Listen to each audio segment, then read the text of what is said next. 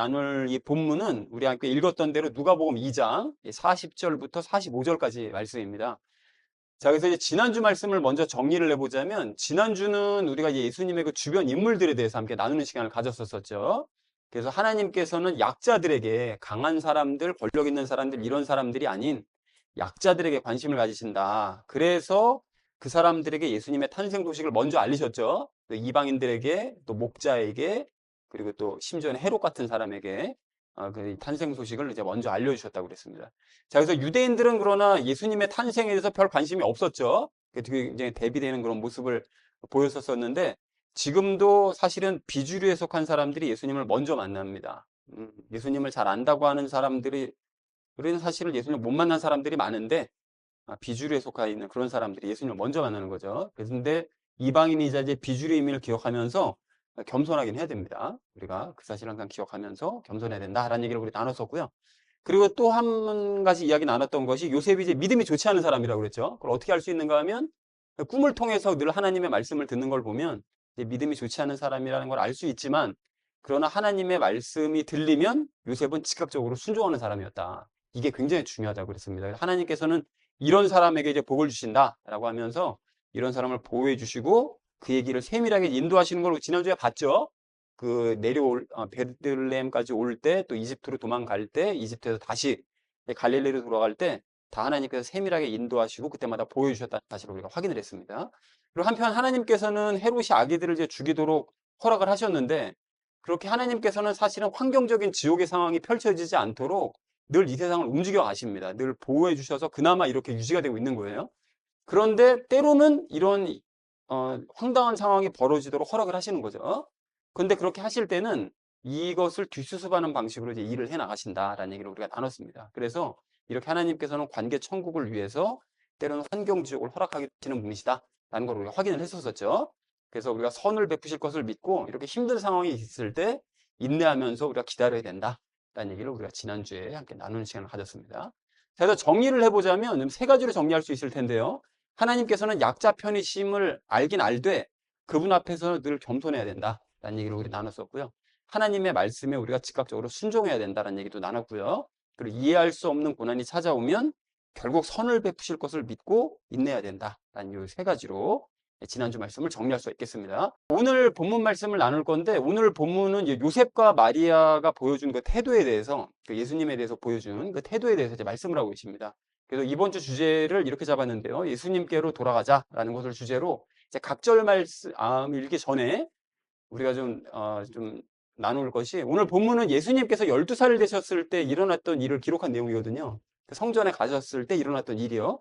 근데 이 내용을 우리가 영적인 시각으로 좀 해석을 해보는 이런 시간을 갖도록 하겠습니다. 그래서 우리가 먼저 40절 말씀을 함께 읽도록 하겠습니다. 그러자 그 아이가 자랐으며 영 안에서 강건해졌고 지혜로 충만하게 되었더라. 또한 하나님의 은혜가 그분 위에 있었더라. 라고 말씀하시죠. 자, 이제 예수님이 자랐대요. 그러니까 예수님께서 육신적으로 이제 자라난 거죠. 그리고 영 안에서 강건해졌다고 말씀하십니다. 영적으로 우리 예수님이 점점 더 자라면서 이제 강건해져 갔다라고, 지혜로도 충만하게 되셨다고 얘기를 합니다. 그리고 하나님의 은혜가 이제 예수님 위에 있었대요. 왜 예수님 위에 있었느냐? 우리가 생각해 볼 수 있는 것이, 예수님께서는 오실 때 순수한 인간의 상태로 오셨죠. 그러니까 예수님이 오실 때는 뭐 하나님으로서 이 땅에 오신 것이 아닙니다. 빌립보서에서 말씀하시는 것처럼 모든 거 하나님으로서의 권위와 능력과 모든 걸 다 버리시고 그냥 순수한 인간 상태로 오신 거예요. 그래서 죄를 짓기 이전에 아담이 이 세상에 창조됐던 바로 그 모습 그대로 예수님도 그 상태 그대로 오신 겁니다. 자, 오셨는데 아직 성령님과 연합하신 상태가 아니었죠. 그랬기 때문에 하나님의 은혜가 그 위에만 머물러 계시는, 그래서 안으로 들어가셔서 연합하셔서 능력을 발하시는 것이 아니라 그냥 위에만 머물러 계시는 이런 상태에 있었다고 이제 얘기하고 있습니다. 자, 그래서 40절 말씀을 이렇게 정리할 수가 있겠는데요. 이런 어린 예수님은 성장했으며 영적으로 강건해지셨고 또 지혜로 충만해지셨다. 그리고 또한 하나님의 은혜가 예수님 위에 있었다라고 얘기했다는 것이 40절의 의미가 되겠습니다. 자, 이어진 41절 말씀 함께 읽도록 하겠습니다. 이때 그분의 양치는 매년 6월절에 예루살렘으로 갔더라 라고 말씀하시죠.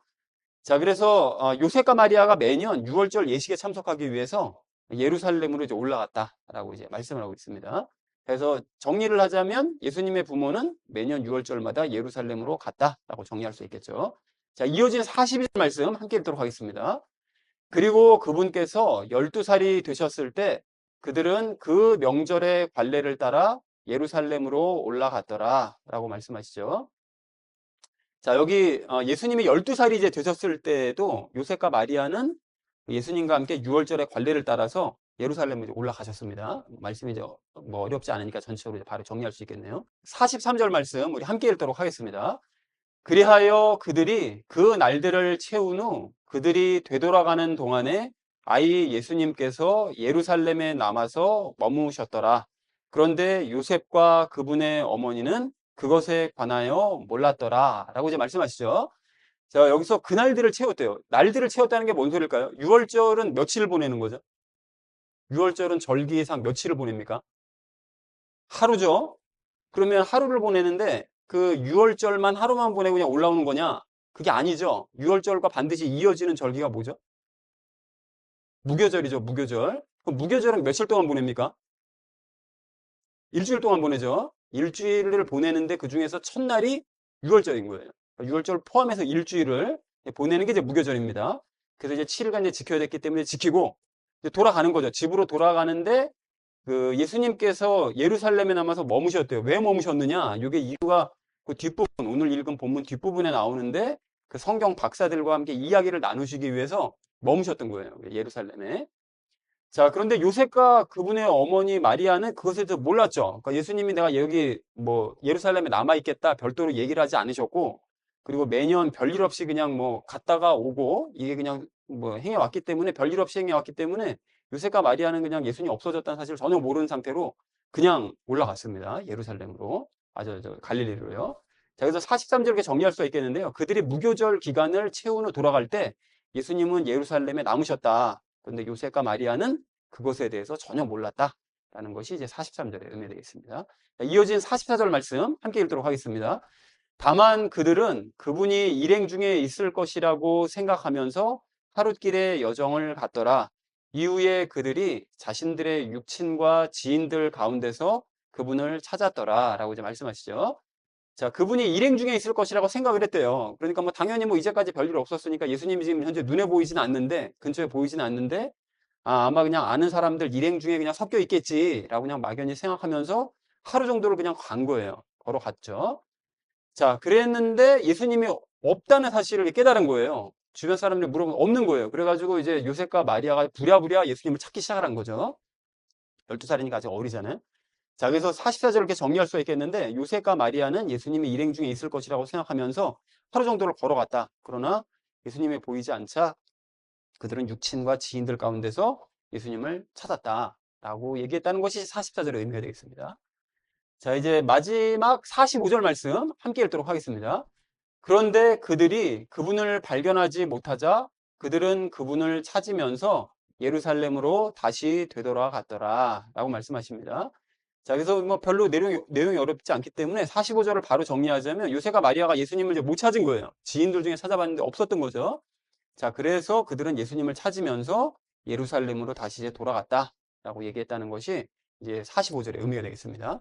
자, 그래서 오늘 본문 말씀을 이렇게 정리를 해볼 수가 있겠는데요. 어린 예수님은 성장을 했고요.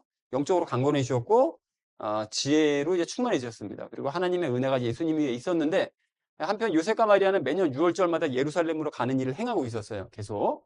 자, 그래서 예수님이 12살이 되셨을 때도 요셉과 마리아가 예수님과 함께 6월절의 관례를 따라서 예루살렘으로 이제 올라가는 일을 행했죠. 자, 그래서 그들이 무교절 기간을 채운 후에 이제 돌아가는데 그때 예수님은 예루살렘에 이제 남아 계셨죠. 근데 요셉과 마리아가 그것에 대해서 전혀 몰랐습니다. 자, 그래서 처음에 요셉과 마리아는 예수님이 일행 중에 있을 것이라고 생각해서 하루 정도를 걸어갔는데 예수님이 보이지 않으니까 육친과 지인들 가운데서 헤매 돌아다니는 거죠. 자, 그런데도 결국 못 찾았어요. 그러니까 뭐 방법이 없잖아요. 그러니까 다시 예수님을 찾으면서 예루살렘으로 돌아갔다라는 것이 오늘 본문 전체의 의미가 되겠습니다. 이건 뭐 내용 다 아시는 내용일 거예요. 그러니까 내용도 또 어렵지도 않고요.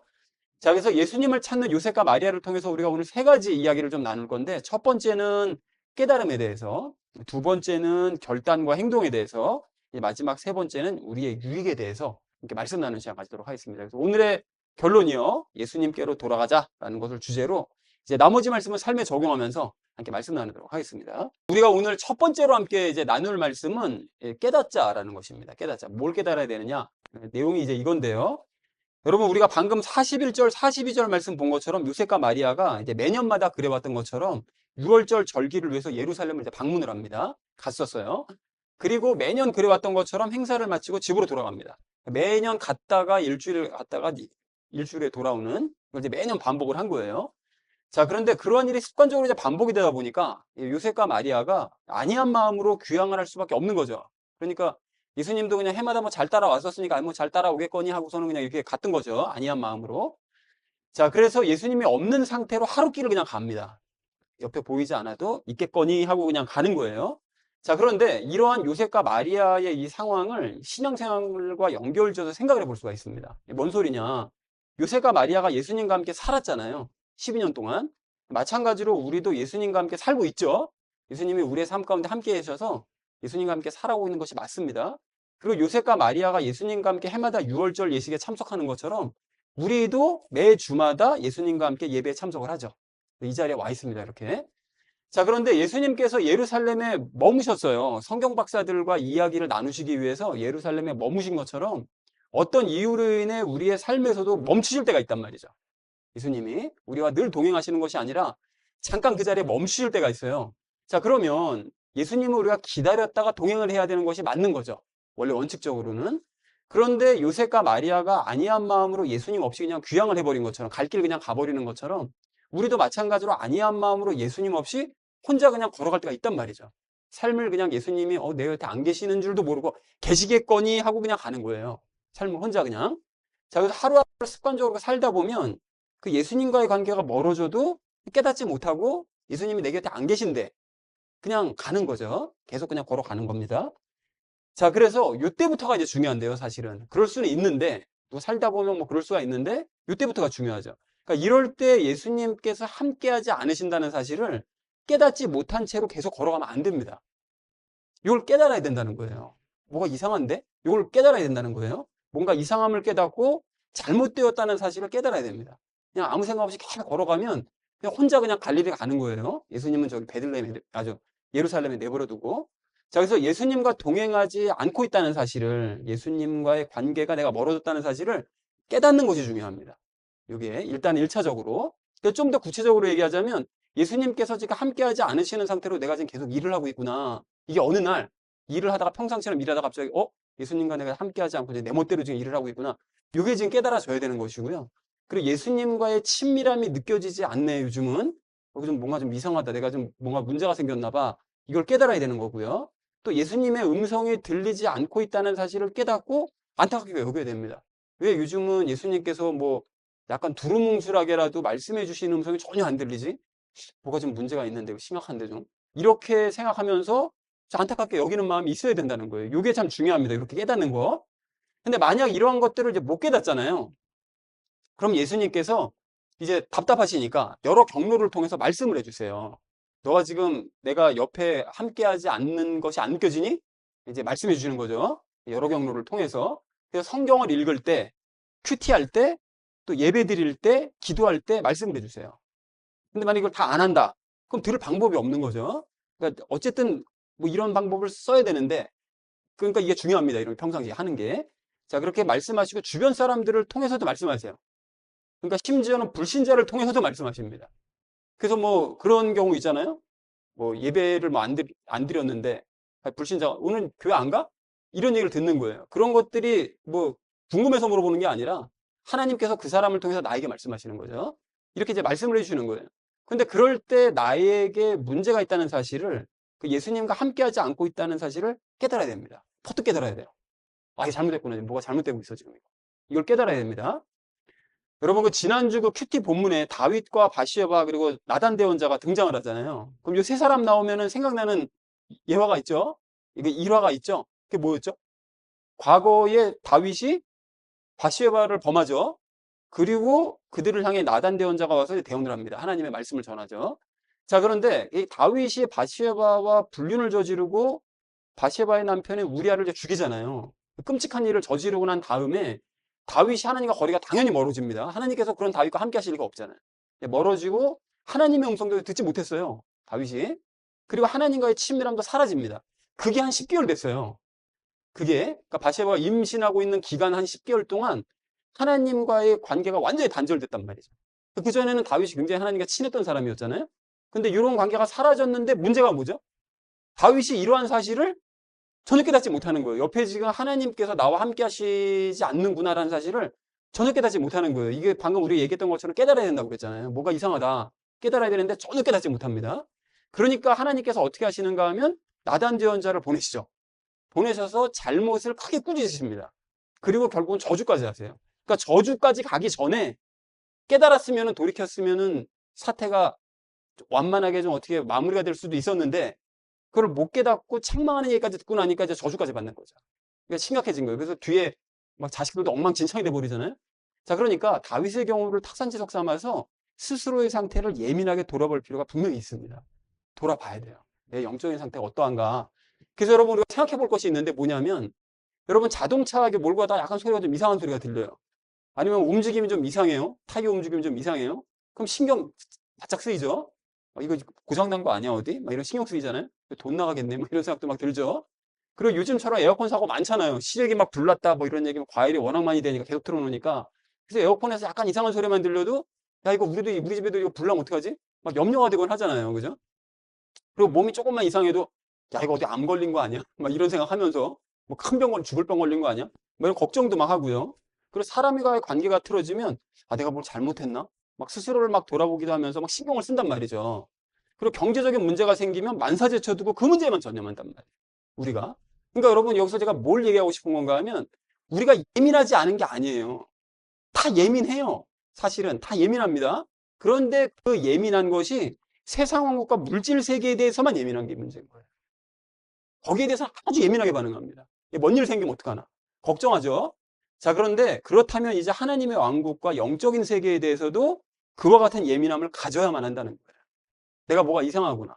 하나님이 느껴지지 않으면 큰일 났는데? 자동차가 조금이라도 이상한 것 같으면 이거 고장나면 큰일인데 이거 생각하는 것처럼 나도 이거 뭔가 좀 큰일인데 사람과의 관계가 뭐 틀어지는 것 같으면 걱정하는 것처럼 나 이거 하나님과의 관계 틀어지면 안 되는데 걱정해야 되는 그런 예민함을 가져야만 한다. 영적인 문제에 대해서. 그래서 이걸 스스로 깨닫지 못하고 하나님께서 말씀하시는데도 깨닫지 못하면 이 문제가 점점 커질 수 있습니다. 나중엔 이 호미로 막을 거죠. 가래로 막아야 돼요. 그 가래로 안 막아질 수 있습니다. 이제. 자, 그래서 커질 수 있기 때문에 스스로의 삶을 돌아보고 주시는 신호와 들려오는 말씀이 없는지 예민하게 확인하고 관찰하는 우리 모두가 되기를 간절한 마음으로 소망합니다. 자, 그래서 정리를 좀 해볼 수가 있겠는데요. 요셉과 마리아가 예수님이 없어도 길을 간 것처럼 우리도 예수님 없이 그냥 살아갈 수 있습니다. 자, 그리고 이때 예수님 없이 살고 있다는 사실을 깨달아야 됩니다. 이게 참 중요해요. 이게 내가 지금 예수님과 지금 친밀하지 않은 상태로 계속 가고 있구나. 이걸 깨달아야 됩니다. 그리고 이걸 깨닫지 못하면 예수님께서 여러 경로를 통해서 나에게 말씀해 주시죠. 기회를 다시 한번 주시는 거예요. 이때 받아들여야 됩니다. 그 세상 삶에 대해서만 우리가 예민해지지 말고 영적인 일에 더 예민해지는 저와 여러분 되시기를 주님의 이름으로 축원을 드립니다. 우리가 오늘 두 번째로 나눌 말씀은 행하자라는 것입니다. 행하자. 자, 우리가 앞에서 스스로의 영적인 상태를 깨닫는 게 이게 중요하다. 내가 지금 예수님과 관계가 어떠한가 이걸 깨닫는 게 중요하다고 말씀을 드렸는데 근데 깨닫는 것에서 멈추면 안 됩니다. 중요한 거는 영적인 상태가 이상함을 발견했다면 행해야 되는 거죠. 자, 그러면 어떻게 행해야 되느냐? 예수님을 찾아야 됩니다. 예수님께로 실질적으로 돌아가야 됩니다. 예수님 앞으로. 자, 그래서 요셉과 마리아가 이상함을 감지했잖아요. 처음엔 그냥 뭐 있겠거니 하고 있었었는데 중간에 뭐 이상한데? 없는 거 아니야? 막 이런 생각이 들은 거죠. 그래서 가던 길을 멈추고 예수님을 적극적으로 찾기 시작하죠. 그게 오늘 44절에서 말씀하고 계시잖아요. 그리고 예수님을 찾지 못하니까 집으로 가기를 포기합니다. 사실 뭐 둘이 가봐야 뭐 의미도 없죠. 그렇게 뭐 집으로 돌아가 봐야 뭐 예수님 없이 돌아가는 건 의미가 없으니까요. 그래서 가기를 포기하고 예수님 찾으면서 예루살렘으로 이제 돌아갔다라는 것이 이제 45절에 우리가 나눴던 말씀이죠. 자, 그래서 애초에 예수님이 이제 곁에 계신가 안 계신가, 내 곁에 계신가 안 계신가, 이걸 확인하지 않고 이제 집으로 출발한 건 물론 잘못된 일이지만 이렇게 뭔가 중간에 잘못됐다고 생각해서 돌아가지 말아야 되겠다. 그리고 예수님을 찾아야 되겠다고 결단하고 행동한 것은 굉장히 잘한 일이었습니다. 그래서 지난주에 우리가 얘기 나눴었잖아요. 즉각적으로 순종하는 게 참 중요하다고. 그래서 그렇게 결단 내리고 돌아간 건 참 잘한 일이었던 거죠. 그래서 이제 우리도 마찬가지인데 예수님과 멀어진 것 같으면 하던 일을 멈추고 즉시 예수님을 찾아야 됩니다. 그 일을 행해야 돼요. 그리고 예수님을 찾지 못해요. 그러면 예수님을 찾지 못해서 어디서 예수님과 내가 멀어졌는가 확인해야 되는 거죠. 확인하면서 오던 길을 되돌아가야 됩니다. 내가 이제까지 생활해왔던 것, 신앙생활이 어떻게 됐었는가를 확인하고 다시 거꾸로 되돌아가면서 어디서부터 일이 잘못되었는가를 확인해야 되는 거죠. 그래서 예수님과 멀어진 것 같고 예수님을 찾을 수 없는데도 그냥 살던 대로 계속 살면 안 된다는 거죠. 그 상태로 계속 나아가면 멈춰야 됩니다. 일단 그 자리에 멈추고 뒤돌아가야 되는 거예요. 그래서 요셉과 마리아가 가던 길을 멈춰서 예수님 찾고 집으로 가기를 포기하고 예루살렘으로 간 것처럼 우리도 하던 일을 멈추고 앞으로 나아가기를 포기하고 예수님을 찾기 위해서 되돌아가야만 한다라는 것을 우리가 기억해야 된다는 것입니다. 그래서 구체적으로 그럼 어떻게 해야 예수님을 찾을 수 있고 예수님을 다시 만날 수 있는 거냐? 우리가 항상 얘기하죠. 성경 읽으면서 절박하게 예수님 찾아야 됩니다. 예수님을 제가 다시 만나고 싶습니다. 예수님과 다시 친해지고 싶습니다. 성경 읽으면서요. 또 기도하면서 절박하게 예수님을 찾고 또 예배드리면서 절박하게 예수님을 찾아야 됩니다. 이렇게 할 때 만나주시는 거예요. 이런 성경 읽고 기도하고 예배드리는 기본적인 일들을 열심히 행해 나갈 때 예수님을 만날 수 있다는 것이죠. 그래서 이렇게 행하는 건 율법적인 행동 아닌가. 이렇게 뭐 안 보이고 못 찾겠고 막 이러면 그냥 뭐 의무적으로 막 성경 읽고 의무적으로 기도하고 의무적으로 예배 참석하고 율법적 행동 아닌가라고 생각할 수 있지만 사실 아닙니다, 여러분. 형식적으로 습관적으로 찾는 척만 하는 게 율법적인 행동인 거예요. 이게 바리새인들이 했던 하나님을 그냥 뭐 생각하는 척만 했던 이런 것이 율법적인 행동이고 예수님이 멀어진 것 같아도 살던 대로 계속해서 살아가는 게 이게 율법적인 행동입니다. 습관적인 행동들. 이런 게 문제인 거지. 절박한 마음으로 예수님 찾는 건 간절하면서 우러나오는 행동이고 마땅히 이렇게 또 행해야만 한다는 것이죠. 자, 그래서 그러한 태도가 예수님보다 더 중요한 것은 없다는 고백이 되는 거죠. 내가 하던 일을 잠깐 멈추고 일상생활의 삶을 멈추고 예수님을 찾기 위해서 말씀을 보고 기도하고 예배를 드리는 그 시간을 쪼개가지고 이렇게 한다는 것은 내가 이런 모든 일들보다 예수님이 더 중요하다고 생각합니다라는 고백인 거잖아요. 그리고 또 내 행위로 보여주는 마음의 고백인 거죠. 하나님께서 그런 고백을 보시는 거죠. 그리고 그러한 태도가 내 하루의 계획, 내 인생 계획보다 예수님이 더 소중하다는 사실을 인정하는 태도인 거죠. 그렇잖아요? 내가 예수님이 안 느껴져가지고 내가 말씀 보고 기도하고 예배를 드린다는 것 자체가 내가 앞으로의 내 계획을 일단 멈추는 거잖아요. 내 인생 계획도 멈추는 거죠. 그래 놓고 뒤돌아가서 예수님을 찾는 것이기 때문에 예수님이 더 소중하다는 그 고백을 인정하는 그런 고백이 되는 것이죠. 그래서 하나님께서는 이러한 태도를 눈여겨보십니다. 그러한 사람을 보시는 거예요. 그러한 자세를 갖고 있는지. 근데 이러한 행동이 이게 쉬운 건 아닙니다, 여러분. 이렇게 돌아가는 것이. 오늘 보시는 것처럼 요셉과 마리아가 예수님 없이 하룻길 갔다고 돼 있었잖아요. 근데 다음 절을 여러분 보시면, 다음에 나눌 본문을 보시면 예수님을 찾으며 돌아갈 때는 3일이 걸립니다. 그럴 수밖에 없잖아요. 있는지 없는지 혹시 여긴지 저긴지 막 찾다 보면서 가면 더 늦어질 수밖에 없잖아요. 되돌아가는 길은 3일 걸리는 거예요. 그러니까 이제 마찬가지인 것이 예수님과 멀어지는 시간은 금방이에요. 잠깐 동안 멀어질 수 있습니다. 우리가 아차 그냥 딴 쪽으로 세상으로 눈 돌리면 금방 예수님과 멀어지지만 예수님과 가까워지는 시간은 더 오래 걸릴 수 있다는 거죠. 어디로부터 잘못되는 것인가? 또 어떻게 해야 되는 것인가? 이걸 고민하며 가다 보면 더 오래 걸리는 거죠. 근데 그럼에도 불구하고 포기하지 말고 수고를 마다하지 않고 예수님을 찾으면서 예수님께로 돌아가야만 한다. 이것이 중요합니다, 여러분. 여러분, 그 요한계시록 2장, 3장을 보면 예수님께서 7교회에게 전하신 말씀이 기록되어 있거든요. 에베소 교회로부터 라우디게아 교회까지 7교회에 대해서 이제 쭉 전한 말씀이 기록되어 있는데 그 중에서 첫 번째 교회인 에베소 교회에는 이렇게 말씀을 하십니다. 여러분, 이거 좀 함께 우리 읽어보겠습니다. 시작. 내가 너의 처음 사랑을 버린 까닭이라. 그러므로 내가 어디에서부터 떨어졌는지 기억하고 회개하여 처음 행위들을 하라 라고 이제 말씀을 하십니다. 이 일부분을 제가 이제 발췌를 했는데요. 에베소 교회가 예수님과 멀어진 상태였어요. 말씀으로 탄탄히 세워져 있는 아주 든든한 교회였거든요. 그런데 어느 순간서부터 예수님과 이제 멀어졌습니다. 그래서 예수님께서 첫사랑 너희가 잃어버렸어 라고 얘기하시면서 그 사실을 기억해라, 깨달아야 된다는 거죠. 우리 아까 내 적용 1에서 나눴던 것처럼 내가 지금 예수님과 뭔가 멀어졌구나, 관계가 지금 좋지 않구나 라는 것을 깨달아야 된다 라고 이제 말씀을 하시고 회개한 후에 예수님과 다시 관계를 회복해서 처음 행위, 예수님과 사랑을 나눴던 그 행위로 돌아가야 된다라고 말씀을 하십니다. 그런데 이 말씀에서 여러분 예수님을 찾는 구체적인 방법은 안 알려주세요. 어떻게 해야 된다? 이렇게 이렇게 해라고 구체적인 방법은 알려주지 않으셔서 스스로 방법을 찾아내는 수고를 하게 하세요. 너희가 스스로 방법 찾아내서 뭐가 잘못됐는지 깨닫고 나에게로 어쨌든 돌아와야 돼 라고 이제 얘기를 하신다는 거죠.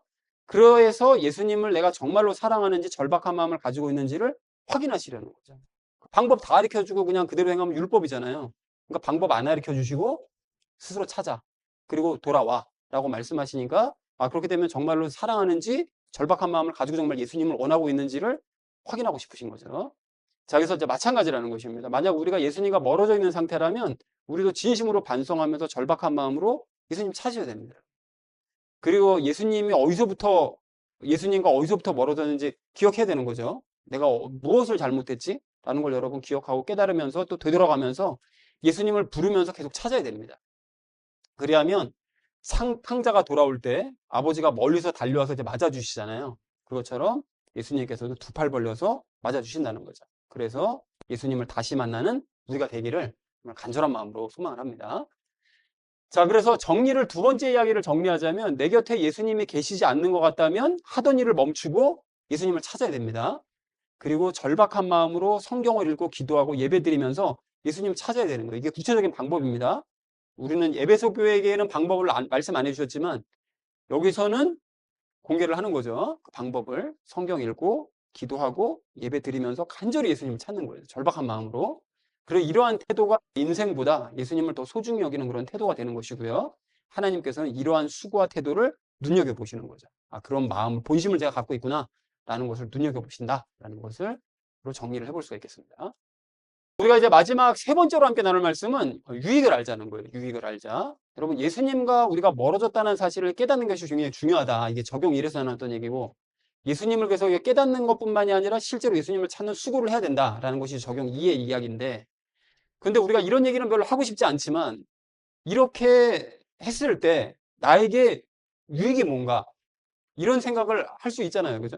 내가 유익도 없는데 내가 왜 이런 수고를 해야 돼? 이렇게 생각하면 사실 안 되는데 그리스도인들이 여러분 내가 얻을 수 있는 유익이 분명히 있긴 있단 말이죠. 이렇게 했을 때 그 유익이 뭐냐? 예수님을 영접하지 못한 사람의 경우에는 예수님을 만나는 기쁨을 누릴 수 있는 유익이 있습니다. 그리고 또 예수님을 영접한 사람은 멀어졌던 예수님을 다시 만나는 그런 기쁨을 누릴 수 있는 그런 유익이 있어요. 또 예수님께서 기뻐하심을 느낄 수가 있습니다. 내가 예수님을 다시 만나면 예수님께서 정말 나를 기뻐하시는구나. 이게 막 느껴지면서 나에게 상을 차려주시는 걸 체험할 수가 있어요. 여러분 그 탕자 비유 기억하시죠? 탕자가 아버지 재산 절반을 뚝 떼어가지고 집을 나가서 짧은 시간 안에 그 모든 돈을 화끈하게 날려버리고 다시 집으로 돌아왔을 때 그때 아버지가 그 자식을 꾸짖는 것이 아니라 어떻게 하죠? 상을 거하게 차려줍니다. 그리고 베풀어요. 그리고 위로합니다. 그 자식을. 이런 체험을 할 수 있다는 거예요. 다시 예수님께로 돌아가서 예수님을 만나면 예수님께서 나에게 상을 차려주시는 것을 체험을 할 수가 있습니다. 그리고 또 예수님을 다시 만나면 예수님께서 길을 세밀하게 인도해 주시고 나를 보여주시는 것을 체험을 할 수가 있습니다. 이거는 지난주에 얘기를 했었잖아요. 즉각적으로 순종하는 사람에게 어떻게 하신다고요? 요셉에게 그러셨던 것처럼 길을 세밀하게 인도하시고 늘 가는 길을 보여주시는 이런 은혜를 베풀어 주시기 때문에 그게 나에게도 해당이 된다는 말이죠. 그런 유익을 얻을 수가 있습니다. 자, 그런데 이런 유익들보다 훨씬 더 중요한 유익이 있어요. 그게 뭔지를 이제 알아보기 전에 멍에 비유 여러분 기억하시죠? 그 마태복음 11장인가요? 거기 보면 예수님께서 나와 함께 멍에 매자라고 말씀하시잖아요. 그래서 그 멍에를 이제 매게 되는데 예수님을 영접한 사람은 예수님과 함께 멍에를 지죠. 멍에가 뭔지는 아시죠? 소가 이게 두 마리 있으면 어깨에다 이렇게 올려놓는 큰 나무요. 그래서 서로 둘을 묶어가지고 뒤에서 밭을 갈게 돼 있잖아요. 그 멍에를 예수님과 함께 메고 가는 거예요. 인생길을. 그래서 예수님께서 가자시는 대로 가면 인생이 편한데 만약에 가자시는 대로 안 가면 좀 힘들어집니다. 둘이 함께 묶여져 있기 때문에. 자, 그런데 이렇게 멍에를 진 상태에서 어떤 이유로 예수님께서 멈추셨어요. 길을 가다가. 가지 않고 그 자리에 딱 멈추셨는데 계속 내가 힘을 쓰면서 혼자 가면 그거 어떻게 된다고 그랬죠? 멍에가? 예수님은 딱 멈춰 계시는데 내가 혼자 힘쓰면 어떻게 돼요? 계속 그냥 도는 거죠. 제자리를 빙글빙글. 그래서 그림으로 표현하면 이렇습니다. 예수님은 가운데 계시고 나랑 멍에를 메고 계시는데 처음에는 이렇게 멀어지고 힘을 쓰면 돌죠. 처음에는 어느 정도 돌 거예요. 그리고 길이가 길어졌다 짧아졌다 하면서 좀 더 멀어지고 싶어가지고 막 혼자 그렇게 하다가 계속 그냥 힘쓰면 결국 그냥 계속 제자리 도는 거예요. 이게 그냥 계속 반복입니다. 무한 반복. 혼자 예수님은 멈춰 계시는데 나 혼자 힘만 쓰고 인생길을 걸어가려고 그러면 계속 제자리를 돌 수밖에 없는 거예요.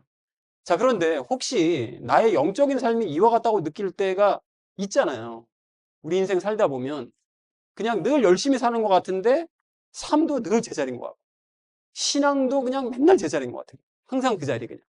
뭐 발전도 안 되고 뭐 아닌 것도 아니고 그냥 늘 그냥 그 자리를 그냥 계속 제자리만 맴맴 도는 것 같은 그런 느낌. 그래서 예수님과의 거리도 그리고 그냥 멀어지는 것 같은 바로 그런 느낌. 이런 느낌이 사실 든단 말이죠. 신앙생활을 하다 보면. 자, 그래서 멍해가 돌기 시작할 때부터 좀 이상함을 내가 감지를 하고 예수님을 먼저 찾았으면 이런 일이 없습니다. 그런데 이것을 감지하지 못하고 찾지도 않으니까 계속해서 그냥 제자리를 맴도는 거예요. 신앙생활도 삶도 그냥 그 자리를 그냥 계속 그냥 머물러 있는 거죠. 자, 그런데 기쁜 소식이 있습니다. 뭐냐면 이 도는 멍에의 그 그림을 우리가 생각하면서 발견할 수 있는 것이 무엇인가 하면 제자리를 맴돌고 있는 삶과 신앙이 부끄러울 수도 있고 한심하게 느껴질 때도 있지만 근데 여러분 이게 제자리를 맴돌고 있다는 것을 다른 말로 표현하면 예수님께서 나를 붙잡고 계신다는 뜻이에요. 그죠? 그렇잖아요. 멀리 계시는 것 같은 예수님이 여전히 가까운 거리에서 나를 붙잡고 계신다는 거예요. 만약에 예수님이랑 내가 멍에를 지금 딱 쥐고 가는데 예수님이 안 붙잡고 계시면 멍에가 돌아요, 안 돌아요? 돌지 않고 그냥 멀리 날아가 버리겠죠, 그냥. 그죠? 근데 돌고 있다는 뜻은 예수님께서 가운데서 나를 붙잡고 함께 돌고 계시는 거죠. 그렇다는 것입니다. 그래서 여러분 혼자 힘을 써서 멍에가 지금 계속 돌아가고 있었기 때문에 어지러운 거예요, 내가. 그래서 예수님이 멀게만 느껴지고 지금 먼 거리를 돌아왔다고 생각하지만 사실은 예수님은 멀지 않고 가까이 계신다는 거죠. 자, 그래서 만약 예수님께서 멍에를 놓으셨다면 나는 제자리를 맴돌면서 반복되는 삶을 사는 게 아니라 예수님 부인하고 신앙도 버리고 예수님께로부터 아주 그냥 멀리 떨어져 버렸겠죠. 반복되는 삶이 아니라 날마다 새로운 삶일 거예요. 세상 삶에 가서 그냥 세상 삶에 취해가지고 맨날 새로운 거죠. 그런 삶을 살고 있었을 건데 또 잘못됐다는 사실을 자기가 깨닫지도 못하고 예수님을 찾아야 된다는 마음도 안 생기고 예수님께로 돌아간다는 마음도 전혀 생기지 않았겠죠. 예수님이 만약에 놓으셨다면 그렇게 됐겠죠. 그러니까 삶과 신앙이 제자리를 맴돌고 있다는 생각이 든다면 도리어 이게 감사할 일입니다. 왜냐하면 예수님이 나를 붙잡고 계시는구나. 이걸 확인할 수 있는 것이니까요. 그래서 예수님께서 나를 포기하지 않으셨다는 사실을 깨닫고 그 은혜에 도리어 기뻐하는 우리가 되어야 된다는 것입니다. 그래서 이것이 진정으로 우리에게 중요한 유익이라는 거죠. 예수님은 나를 떠나지 않으시는구나. 내 곁에 함께 하시는구나. 나를 붙잡고 계시는구나. 내가 힘들고 어려울 때 잡고 계셨구나. 라는 유익을 우리가 깨달아야 된다는 거죠. 근데 이러한 사실을 아는 것에 만족하지 말고 걷던 걸음을 멈추고 그러니까 예수님께로 가까이 다가가야 됩니다. 더 이상 돌지 말고 일단은 멈춰야 됩니다. 자리에서. 그리고 예수님이 가까이에서 나를 붙잡고 도시지만 그분이 거리상으로는 가까이 계시나 물리적으로는 가까이 계시나 마음적으로는 지금 멀어진 상태가 내가 예수님과 멀어진 상태가 될 수 있거든요. 그럼 어떻게 하면 이 멀어진 거리를 좁힐 수 있을 것인가? 여러분 우리 고민하면서 가까이 다가가는 우리 모두가 되기를 간절히 소망합니다. 자, 그래서 우리 세 번째 말씀을 정리해 볼 수가 있겠는데 예수님을 찾는 수고를 할 때 예수님을 만나는 기쁨을 누릴 수 있고 예수님께서 베푸시는 상을 받을 수 있고 세밀하게 길을 인도함을 받을 수 있고 보호하심을 체험할 수 있는 이런 유익이 있다고 그랬습니다. 자, 그런데 더 큰 유익은 삶이 제자리를 맴도는 느낌이라면 실망할 것이 아니라 도리어 붙잡고 계셨던 예수님의 은혜에 감사하면서 하던 일을 멈추고 예수님께로 가까이 나아가야 된다라는 것으로 우리 세 번째 말씀을 정리할 수가 있겠습니다. 예수님께로 돌아가자라는 것을 주제로 말씀을 나누는데 첫 번째는 깨닫자고 그랬죠. 자, 요셉과 마리아처럼 우리도 예수님 없이 걸을 때가 있습니다. 그렇게 걸어갈 때가 있죠. 근데 그럴 때 그 사실을 깨달아야 됩니다. 뭐가 이상하다. 뭔가 예수님이 없는 것 같, 뭐가 허전하다라는 것을 깨닫는 것이 중요합니다. 그리고 만약 그것을 깨닫지 못하면 예수님께서는 어떻게 하신다고 그랬죠? 우리가 그걸 못 깨달아요. 스스로 깨달아야 되는데 못 깨달았어요. 그러면 어떻게 하신다고요? 여러 가지 경로를 통해서 나에게 말씀을 해주신다. 뭐 성경 말씀 읽을 때, 큐티할 때, 기도할 때, 예배 드릴 때, 그럴 때 이제 말씀을 해주신다. 자, 그래서 우리는 주로 무슨 일에 예민하다고 그랬죠? 민감하다고 그랬죠? 우리는 주로 세상 일에 굉장히 예민하고 민감합니다. 그리고 또 재물이나 뭐 육신적인 면이나 뭐 이런 것들에 굉장히 민감하고 예민해요. 우리가 예민하지 않은 게 아니라 예민한 게 맞아요. 그런데 세상 일에 이렇게 민감한 만큼 그 이상으로 영적인 일에 민감해져야 됩니다. 그렇게 해야만 합니다, 여러분. 그래서 예수님께서 동행하지 않으신다고 느낄 때 즉시 스스로의 영적인 상태를 돌아보는 우리가 되자라는 얘기를 우리 첫 번째로 나눴습니다. 자, 우리 두 번째로 나눴던 말씀이 행하자고 얘기했었죠. 자, 그래서 예수님께서 동행하지 않으시는 것 같다면 즉시 예수님을 찾으셔야 됩니다. 멈추셔야 돼요. 그 자리에서. 그리고 찾으셔야 됩니다. 이게 제일 중요한 일입니다. 그래서 하던 일을 멈추고 앞으로 나아가기를 포기하고 예수님 찾기 위해서 되돌아가야 됩니다. 왔던 길을 되돌아간다는 마음으로 예수님은 어디서 내가 잃어버렸지? 라고 이제 점검해 보는 거죠. 그래서 예수님을 찾는 구체적인 방법이 뭐라고요? 방금 말씀드렸죠? 성경 읽고 기도하고 예배드리는 일에 열심을 내되 그 일을 하면서 예수님을 찾는 거예요. 성경을 읽으면서 예수님이 어디 계신지 찾고 기도하면서 예수님 저를 다시 만나주셔야 됩니다. 기도하고 예배드리면서 저를 좀 만나주세요. 예배 시간에 저를 만나주십시오. 라고 구체적으로 이제 기도를 해야 되는 것이죠. 자, 그리고 이러한 태도가 내 인생보다 예수님을 더 소중히 여기는 태도인 거죠. 그런 절박한 그런 마음이 예수님을 더 소중히 여기는 태도가 보이는 거죠. 예수님과 멀어지는 것은 금방이지만 가까워지는 것은 오래 걸릴 수 있다라는 얘기를 우리 나눴었습니다. 그래서 예수님께서는 에베소 교회의 그 예를 통해서 성도들의 사랑과 마음을 확인하고자 하신다. 방법을 안 가르쳐 주시고 너가 스스로 찾아와 라고 말씀하심으로써 그 우리의 마음을 이제 확인하고자 하신다라는 얘기를 우리 나눴죠. 자, 그래서 하던 일을 멈추고 앞으로 나아가기를 포기한 후 예수님을 찾는 일에 열심을 내서 그러한 행위의 고백을 통해 하나님께 사랑받는 우리가 되자라는 얘기를 우리 두 번째로 나눴습니다. 자, 마지막 세 번째는 유익을 알자고 그랬죠. 우리가 예수님을 다시 만나면 어떤 유익이 있느냐? 예수님과 멀어졌다는 사실을 깨닫고 예수님을 찾는 수고를 마다하지 않으면 예수님을 다시 만나는 기쁨 누릴 수 있고 상 받을 수 있고 길을 인도함 받을 수 있고 보호받을 수 있는데 예수님께서 멈추셨을 때 이제 혼자 힘을 쓰면 멍에가 이제 제자리를 맴돈다는 예화를 들었었죠. 자, 근데 이럴 때 삶과 신앙이 항상 제자리를 맴도는 것 같다면 예수님께서 나를 붙잡고 계신다는 증거다, 도리어 이게. 도는 것 자체는 힘들고 괴로운 일이지만 아, 이게 나를 붙잡고 계신다는 또 다른 증거구나 라는 걸 우리 깨달아야 된다고 그랬죠. 그래서 멀리 계신 것 같은 우리 예수님은 사실 가까운 거리에서 나를 붙잡고 계신다는 사실을 깨달아야 된다라고 했었습니다. 그러니까 삶이 제자리를 맴도는 것 같다면 예수님께서 나를 포기하지 않으셨다는 사실을 깨닫고 그 은혜에 감사하면서 기뻐야 된다. 이게 사실 우리가 누릴 수 있는 가장 큰 유익이다라고 했습니다. 그래서 일어나 이것에 만족하지 말고 걷던 걸음을 멈춘 후에 예수님께로 그 가까이 계시지만 어디 계신지 아직 보이지 않는 그 예수님을 깨로 가까이 나아가는 우리가 되어야 된다. 라는 얘기를 우리 마지막 세 번째로 나왔습니다. 자, 그래서 사랑하는 우리 나눔 있는 교회 성도님들 모두는 예수님과 동행하고 계신지 여러분 확인하시고요. 아니라면 걸음 멈추시고 예수님을 절박하게 찾으시기 바랍니다. 가까이 계신 우리 그 예수님께로 나아가시는 저 여러분 되시기를 주님의 이름으로 간절히 축원을 드립니다.